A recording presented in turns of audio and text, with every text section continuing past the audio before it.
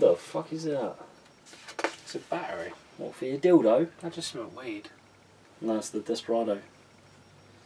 Mm-mm. Yeah, it is. Drugs are bad, guy.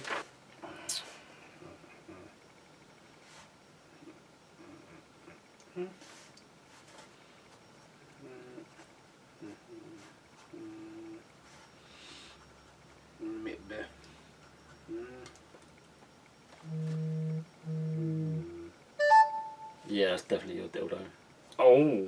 No, because Okay, don't tell me now, because then I won't be surprised. I'm just a sexy Kurt. Sexy Kurt. I'll make your ankle hurt. Ankle hurt. Hey guys, Billy Gamer here, and welcome to today's video. I'm joined by this sexual wank pheasant. Sorry, Scott. Mr. Gary STEADMAN. Today we're going to listen to Gary's top 3 favourite wrestling matches of all time. I'm quite excited with this episode because Gary is a massive kind of wrestling fan, as like kind of most of us are in the crew. Of all wrestling, not just WWE. Yeah. But coincidentally, my 3 favourite matches are from WWE. Yeah, there is a 4th that I'll chuck in just for the sake of it. Yeah, we'll have some kind of honourable mentions. I mean, I'll probably chuck in a few matches that I haven't previously said. So yeah, sit back, relax, grab a cold one, and enjoy it. The camera's yours, buddy. Go for it. Thanks. I'm just winging it. No fucking pressure. So no particular order. No order. But the most obvious one, which I think you even mentioned in yours, was CM Punk, John Cena. What's my fucking name? Yeah. That one, yeah. Money Chicago, Illinois. 2011. Mainly because the build-up was amazing. The booking was really good. Rose, it's for you, girl. Phil Taylor. You won't get that joke, don't worry, you won't get that reference. Run for the hills. The end is nigh. The end is nigh. The end is nigh. Lovely. Yeah, the match was actually brilliant. Charlotte, what are you doing? Anyway, go on. Yeah, so Charlotte. So the match was generally just brilliant because Cena actually looked like a wrestler and not just a 5-move wonder. He was busting out all these moves against Punk, who was obviously carrying him through the match because totally. Punk probably weighed like, what, 1 pound? Because Cena just couldn't pick him up as easy as anything. So, yeah, CM Punk made him look good, let's be honest. But I've never seen Cena do a Hurricanrana before that match. Yeah. Or a sunset flip or anything like that. All their moves mainly came in that match, which elevated Cena to a little bit better. To 7 moves instead of 5. Yeah. And obviously just the ending to it was brilliant anyway, with John Laurinaitis, McMahon. Man, Laurinaitis got such a right hook off of Cena as well. Yeah, that legit and now he's his father-in-law. So that's a bit weird. Because you've recently punched your father-in-law. I think there's quite a few people that would love to do that. But yeah. It's just mad. But that's wrestling for you. They all marry each other. Oh, I've just got some horrible matchups in my head. You mean matchups? You mean sexual? Yeah, Tyson Kidd and Natty. That technically happened, but they were classed as brother and sister. Wow. But they're not though. They're not kind of. No, but in WWE they was classed as. It was like was it the Hart Dynasty? Wasn't it? They were all classed as brother and sister, like one big family. And then wasn't there like a fucking didn't Vince McMahon like kind of pitch a fucking incest idea that him and Stephanie are like on the screen, obviously not in real life, because that's fucking wrong. Very wrong, and obviously this is before PG came about. Yeah, like they pitched like a fucking incest idea between him and his own daughter, and it's like, that's surprisingly Stephanie said no. Yeah, I can't imagine why. I really can't. Yeah, that's gonna get views. Vinny O'Mac. Like, unless she was actually like bollock naked on the bed, then it ain't gonna get views because you don't want to see his 50-year-old ballsack swinging through the door. It was quite a few years ago. It was. He would have been about 50-ish, maybe. Mid 50s. Yeah, because he's 70-something now. So. Anyway, we're see that. We're going off track. You done? Well, next match. Punk, yeah, that's basically done. Just brilliant booking, brilliant match. the promos played really well, so and obviously that led into SummerSlam, which was just another level. Of their match. Paper champion versus real champion. CM Punk re-debuting. Just goosebumps everywhere. Tingly. It's a shit ending though when fucking Del Rio fucking cashed in. Yeah, well that was just Vince getting his own back for Punk being a dick. Yeah. And giving him a jobbing session, basically. Because he had to deal with Kevin Nash for a couple of months. That was fucking... I was thinking... Then he got screwed with Rumble. No, they would have had a match as well, him and Nash, but Nash got fucking injured. But that match would have been shit anyway, I think. Oh yeah, because Nash is not a good wrestler. No, he's not. He's just a big guy, and that's why Vince put, that's why he put the belt on him. Back in man loves big sweaty man. Big sweaty man loves big sweaty man. So it's kind of like, it's fucked. And it's all because Triple H is all in his pocket. Yeah. So he can get Kevin Nash to do stuff like that. A click. Yeah. Just rings himself up. Hey Kevin, buddy, I've got a job. You get to screw over Punk, yeah. And that basically became a downward spiral to Punk going fuck That's you. the thing, like Punk was white hot at that time as well, and they made him. So after The Rock. After the SummerSlam match, Punk won. He lost 3 pay-per-view matches on the trot, and then he won the belt back at Survivor Series against Del Rio, and then obviously that's when he went on his massive kind of 434-day reign to drop it to The Rock, because it's The Rock and he can do what he wants because he's a cunt. And that's the thing. It's like, again, Punk was like they wanted Punk to turn heel. Which Punk can do that easily anyway. But Punk was heel at the beginning anyway, because he had the Shield helping him interrupt his matches, so he kept the belt, which gave him heel heat the whole time. Because the Shield were getting involved, weren't they? Yeah. But even killing Ryback. But even before that, when kind of they brought the Nexus in, like obviously Punk joined the Nexus and he booted out Wade Barrett. You remember that? Yeah, he took over and the stuff. Nexus. Yeah, and then obviously that's when he went solo and done pipe bomb, and then obviously went into. Yeah, so Dixie Chicken.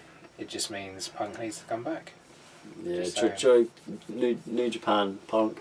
Yeah. Join the Bullet Club, and let's invade WWE and fuck them all again, over. and get another cease and desist order. Stop it.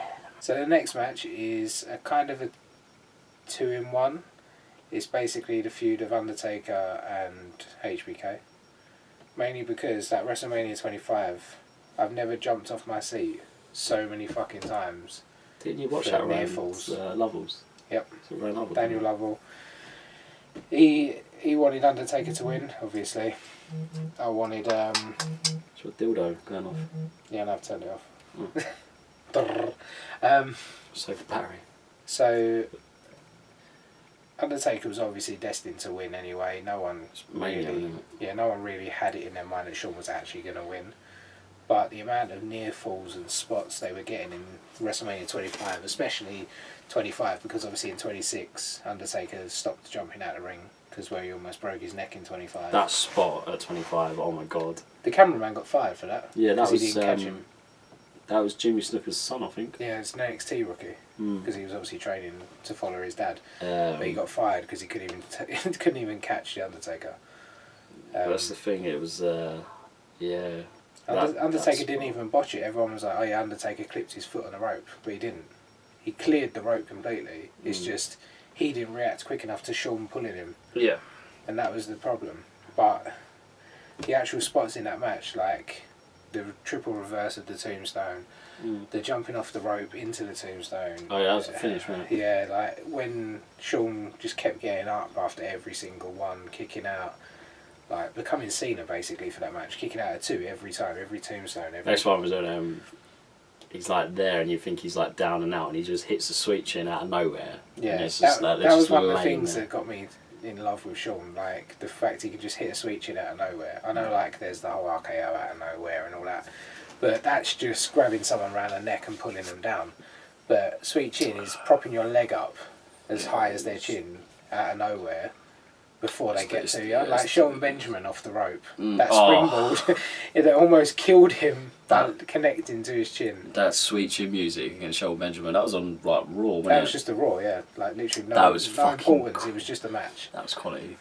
But yeah, that almost broke his jaw. But that shows off Benjamin's kind of Shelton Benjamin's like athletic prowess as well. Like because Yeah, he's the fact such he a could good- sell it, because yeah. even though it probably hurt like fuck, because you heard his jaw like move, basically, the fact he still sold it, and alright, the match was over anyway, but he still sold it after. But yeah, that match with Taker, like both of them. Even like the Heaven and Hell promos, wasn't it? The Heaven and Hell was brilliant. Can Like, you remember that when Sean invaded the graveyard and started yeah. knocking the shit out of the tombstones? like when Sean was dressed up all in white Yeah, and he was as the and he was Undertaker, taking a but piss, white. wasn't he? Yeah. Yeah, and he came down from heaven and he entrance and the Undertaker come up from hell. Yeah, Like, it that was was good. just brilliant. But it made sense because he's a godly man now, so it made sense. It's decent to do story. it. It was decent storytelling, basically, and the fans were into it as well, and yeah, it was good. Yeah, I mean, It was very good. Yeah. Okay, next match. this one's a bit random because it's an NXT match of all things. Okay. And no, it's not like War Games or anything. Is it Nakamura against Sami Zayn? Yes. Ah, got it! I love this match as well. This is one of my personal favourite matches. So, one thing that I like about it is mainly because no one, well, except for people like me, and I think you knew about Nakamura, didn't you? Not so much. See, Not so much. I heard a lot of buzz about him, and then obviously when Triple H kind of signed him, I think you kind of filled me in and gave me some information a little bit about Nakamura. yeah. When he was in New Japan, he didn't do the "come on" every 5 minutes though. Or like me. Yeah, he was literally just a wrestler. Yeah. He didn't do any of that crap. Yeah. But obviously, WWE is based on filler points in the match. Of course. But yeah, Just to so time out the camera. I think Sami Zayn was probably the best person WWE could have put him with. Or sorry, Triple H could have put him with because it was nothing to do with Vince. Sami Zayn was probably the best person in the NXT roster at that time for getting people to look good. Yeah. Because alright, they could have done Owens. They When could have done Balor when Cesaro was in NXT, his 2 out of 3 falls with Zayn. matches with Sami Zayn was They were brilliant. fucking awesome. Yeah. Sami Zayn can go. He's just being That's very. why he's been classed as a jobber because he's good at putting people over, But he's making them look Yeah, good. he But did- he's wasted. Yeah, totally. Like his talent when he was like in Ring of Honor and all that, he was so good. But he's just been wasted now. I mean, Same as this whole storyline with Owens, like forming a tag team, possibly getting the title, That's because they don't know what to do with him. which is sad because Owens at one point was the top of the mountain, What's the thing? He's Universal Yeah, Champion. exactly. and then he got knocked off the top, and now it's just By a part timer. yeah, and now it's like, well, what do we do with you?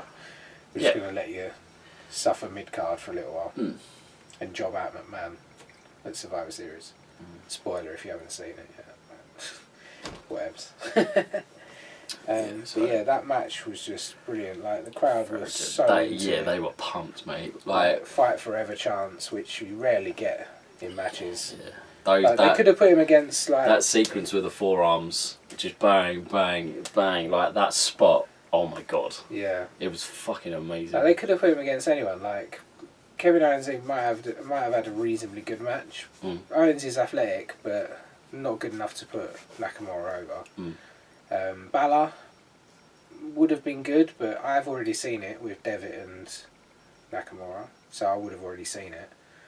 And it probably wouldn't have been as good as New Japan because they're more hard hitting than WWE because it's more like softy than actual hard hitting wrestling. Yeah. But Zayn was probably the best choice. Like I remember watching it, and like Nakamura's entrance, like, and his music, and he just like he's so charismatic. He's like a Japanese Ric Flair kind of thing. That's the way I think of it. And as soon as I saw his entrance, I just fell in love with him. And I didn't even see him. You know, as soon as he come out, I was like, oh, I like this guy. Like, and I hadn't even seen him fucking wrestle yet. Yeah. And he just kind of captivated me, and I was just like, yeah, no. Yeah, he's just one of them this guy. wrestlers. Like you see him come out, and you can tell that he's just got that face. Yeah. He can just draw you in with anything that he does. But it's very kind of. It's hard to explain. It's a weird kind of charismatic kind of like. verging on a like kind of camp kind of thing. Do you know what I mean? Like not in a bad way. He does seem a little bit camp. Like, and I was like, it's just weird, and I've never seen it before, and that was like, that grabbed my attention, kind of thing, and yeah, these Nakamura's just because normally you have like the casual heels where they just storm to the ring, get in the ring, tell them all to fuck off, and just wait for their opponent. Then you've got the faces who take ages, going hugs and high fives, hugs and high fives. Yeah. And then even though Nakamura does lean against the barrier with the crowd, yeah, but the rest of it is totally unique. Yeah. It's like the Undertaker. No one can take 4 hours to walk to the ring and create that much the atmosphere and like you actually get scared when you're standing in that ring. Like when I went to SmackDown and saw the Undertaker versus Dean Ambrose, like I wasn't even in the ring, but I was like shitting myself with the Undertaker because the music and the atmosphere and just watching him walk so slowly to the ring, it does create that sort of suspense. It's that mystique, isn't it? Yeah. And that's the sort of thing Nakamura has, and hopefully WWE don't fuck him up like they have with every other Japanese wrestler. Like they've done well with Asuka, making her the sole survivor of the women's team. Spoiler alert.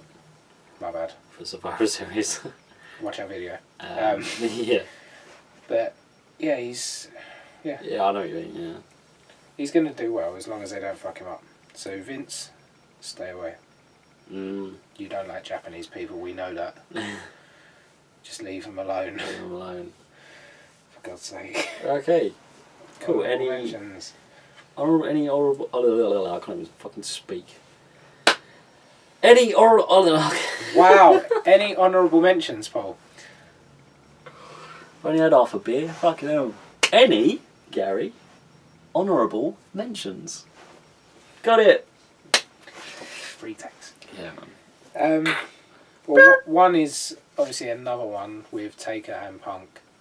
The WrestleMania match. WrestleMania 29? Yeah.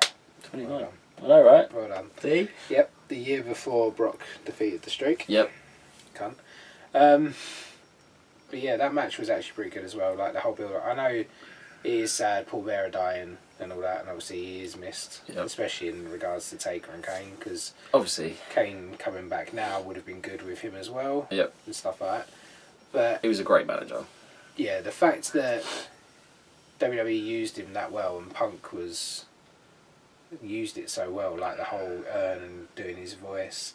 It was just built really brilliant. well. That was so funny. And to be fair, credit to the Undertaker, because it must have been hard for him. Yeah. Literally. Yeah. What, but I think a couple of months after he died, yeah, Punk started taking the piss. Yeah. And just ripping Bearer to shit. Like, oh yeah, started all that bollocks for the urn. It was so good. And then there was just when he was lobbing it around, he dropped it and he said like, "Oh shit!" live on fucking Raw.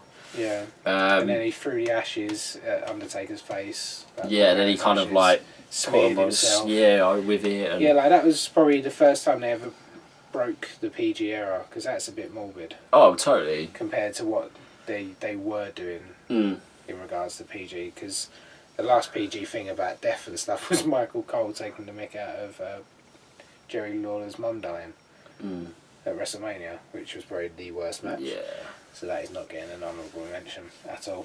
And obviously when Paul Heyman, when he was with obviously Punk, when Jerry Lawler had an heart attack. Yeah. And then when Lawler come back and then Punk challenged him to a match, and then like Heyman's like kind of faking a heart attack in the middle of the ring. Yeah. That was a bit like, okay, you've overstepped the mark here, kind of thing. Obviously they had to ask permission from Bearer, Jerry, like if it was okay. Yeah, totally. They wouldn't just do it because that's just dick, like being that's a dick move. The only one that I know that I don't think was scripted was the Charlotte Flair. Oh, where they talked about her brother, because Rick was actually really upset with that. Yeah. But Ric Flair cries at anything. He has a poo and he cries. It's just he's cried too much. He's lost too much blood in the brain. You can see the scars from his blading job. He just needs to go. Wow. Come on, old Jella. I'll show you where the back is. Woo! He's dead. Fuck yeah, I forgot what I was talking about now. Honourable mentions, Paul. The one you couldn't say. Honourable mentions. Yes. So yeah, the whole kind of CM Punk, a bit like that. Even when kind of, when the Druids come out and then, like Punk was dressed as one of them, Yeah, and he waited. Started smacking the other ones. Yeah, the other ones, and then he like chucked off the thing and started beating up the Undertaker. Like that was just the perfect booking. Like it's. Yeah, but Punk had a lot of input into that. That's why. Oh, totally. Like, and you watch that match, yeah. Punk, like, even said it in the Colt Cabana podcast, like after he left WWE. That was brilliant. He was like, he just went out there and he just didn't give a fuck. In that match, yeah, he didn't care if like, because they suffered, both of them suffered quite a few injuries. Yeah. During that match, like I think it's the elbow. Punk had a broken elbow, fractured elbow. Yeah, the elbow onto the announce table. Onto the Undertaker, like his ribs and shit like that, and like Shawn with his moonsault against Flair. Yeah, his ribs on the announce table. Yeah, like Punk stated in the Cabana's podcast, he was like he just went out there and just didn't give a fuck anymore because he was at that point where because he wanted to be main event of WrestleMania, kind of thing. And he wasn't, and it was against the Undertaker, which kind of is a main event thing. Really, you would have that as the main thing. Because at WrestleMania, no one thinks all the belts are on the line. This is exciting because that's a monthly thing. Against the Undertaker, trying to beat the streak, that's a yearly thing. You look forward to that because you want to know who's fighting the Undertaker. Yeah. Who's going to beat the Undertaker? See, I'm a firm believer in the last match of the night is the main event, no matter what fucking pay-per-view it is. But hey, that's just me. That's just my. No, that's how it should be. That's just my opinion. That's how it should be. You know, and the class is different. But and the title match, like the big title, should be the main event, in my opinion. Because it should go on last. Because it's the title. That's what everyone in that company is potentially aiming to fight for and win. Yeah, but then it's my argument of WrestleMania, it's Undertaker's streak where you can go for the title any month, but you have to wait a full year to even get anywhere near the Undertaker. Like, yeah, alright, even when he wasn't doing his part-time stuff, and he was on SmackDown every week doing his thing, if you beat him on like SmackDown, it's like, you beat him, so what, he had an off day. Yeah, but Undertaker, like WrestleMania, he's invincible, like can't be touched. Yeah. Unless Vince McMahon screws him. No, he didn't screw him. No, I know. That's just me being picky. Yeah, so I don't like this blue thing in front of my face. Just move closer. You're far too over anyway. You need to be more in the middle. There we go. But yeah, so on that Colt Cabana podcast as well, Punk was like, he went to the back, and it was saying like Vince McMahon was like, oh, that was match of the night. And then Punk's like, yeah, I know, kind of thing. That was match of the night. Everyone in the back was saying, yeah, that was the best match at WrestleMania, blah, blah, blah. And then he got into a row with Vince McMahon. Saying about it. Vince was like, oh, have you watched it back yet? And he says no. And he says no. And he's like, well, god damn it, why not? Why have you not watched it back? And like Punk's like, fuck you, I was there doing it. Like, why do I need to watch it back? Yeah. And like stuff like that, do you know what I mean? But that's when he was in that was when his frustrations were like at an all-time high kind of thing. Yeah, and he just wanted to go, really. Yeah, he just but it took him a while to still go. Well, yeah, it was after the Rumble, wasn't it? I do think it was a cunning thing of the company and Vince to give him his severance papers on his wedding day, which they knew when it was, and because AJ Lee booked that off. And they dated the documents on the wedding day, even though I think he got it a day before through the post, but it was dated for the wedding day as well. So it's just there. So basically they're saying, well done, you've got married, but as from now you're no longer a WWE wrestler. And you can't wrestle in any other company for a year or say anything about the company for a year. Yeah, or go to UFC. You can't go to UFC. But even though Vince McMahon was like, oh, but they're not direct competition. Yeah, but you still can't go there because it's like they're still trying to get one up on you, kind of thing. Yeah. So. And in the end, he still went to UFC and got his face smashed in. He did. Good idea, Punk. Tapped out. I know he's a hard ass. Well, he thinks he's a hard ass, but I think it was a wrong move. Oh, definitely. Like, I mean, but that's the thing. All props to him. He tried it. He has same a as Batista. Batista tried. He won a couple, lost a couple. Yeah. Brock Lesnar just dominated. Oh, mate. But that was what you get for roids. So. What? Anyway. I mean, training. Should we end it here? Have you got any more? There was only, I can't really remember the match, but Omega and Okada. Oh, what one? They've had 3. Every single match, like all 3 of them, was just brilliant. Out of the 3, out of the trilogy, I prefer the 60-minute draw. Because it's just like, yeah, towards the end of it, some of the spots and like, Yeah.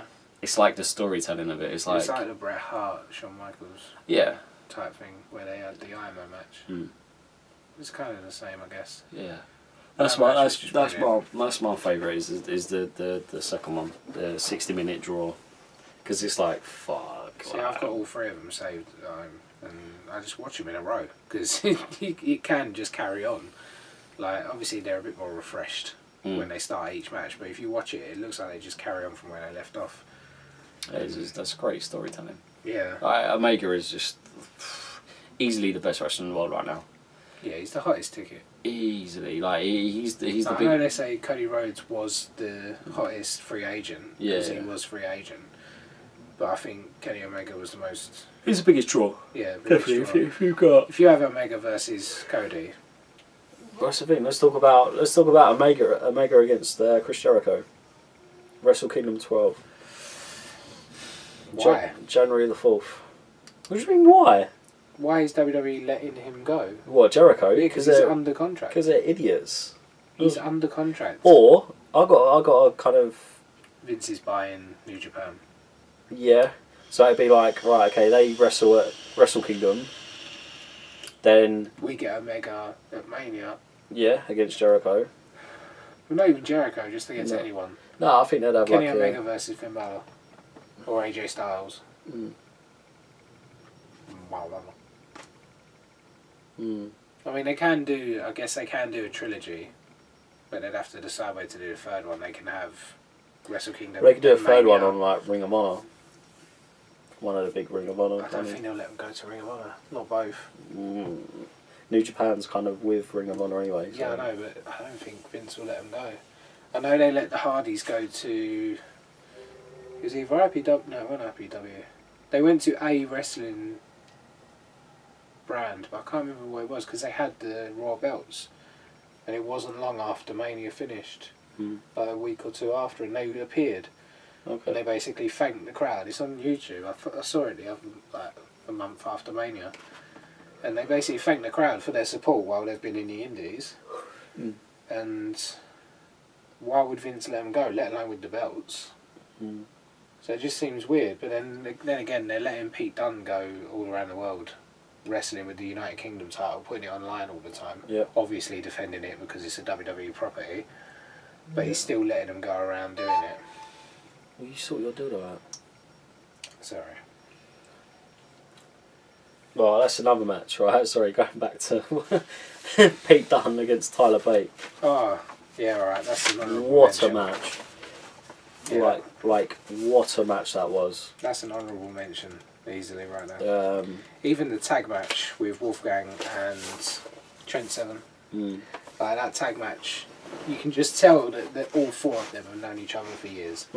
Like, what are they called? The British something, isn't it? Or It's the British strong style. that's the one. Yeah, because there's Moustache Mountain, which is just the 2 of them. Yeah. But the 4 of them was British strong style or something. But like Pete Dunne, I was going to say Kevin Dunne, fuck me.